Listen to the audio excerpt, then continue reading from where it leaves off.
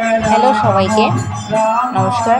আজকে শ্রীমতী রাধারানীর জন্মদিন, তো তারই সাথে সাথে শ্রীমৎ বিবেকানন্দ গোস্বামী তার আজকে জন্মবার্ষিকী 101তম। তো আমরা মন্দিরে আসলাম।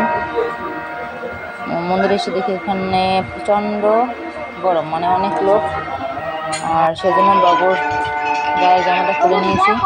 অনেক গরম, যেহেতু এখন দুপুর 12টা, রোদের অনেক তাপ। এদিকে মন্দিরে এসে দেখি স্নান শেষে ঠাকুরকে সাজানো হচ্ছে,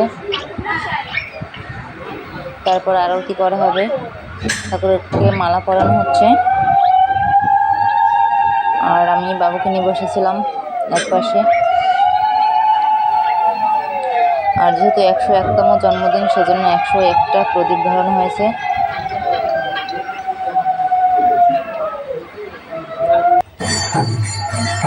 এই যে এখানে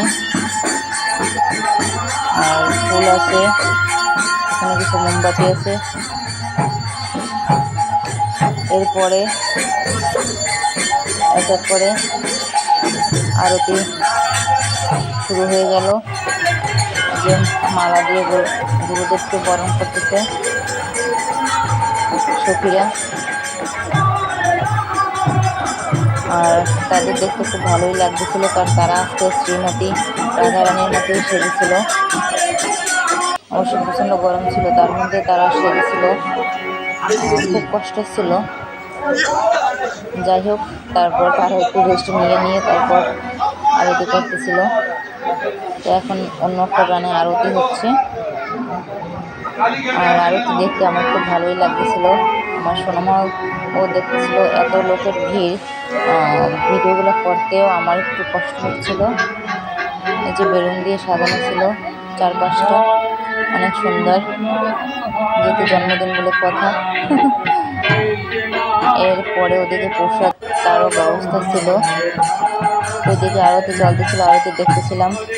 আমি ফাঁকে সোনামাকে নিয়ে প্রসাদ গ্রহণ করলাম, তারপরে একটু দাঁড়িয়েছিলাম, দাঁড়িয়ে এখানে আরতি দেখতেছিলাম। মন্দিরে আসছিলাম প্রায় 3-4 ঘন্টা হয়ে গেছে। বাবুর খুব খারাপ লাগতেছিল। চিন্তা করলাম এবার বাসায় যাওয়া যাক। তো অনুষ্ঠান শেষ করার আগেই আমরা বাসার দিকে রওনা দিয়েছিলাম।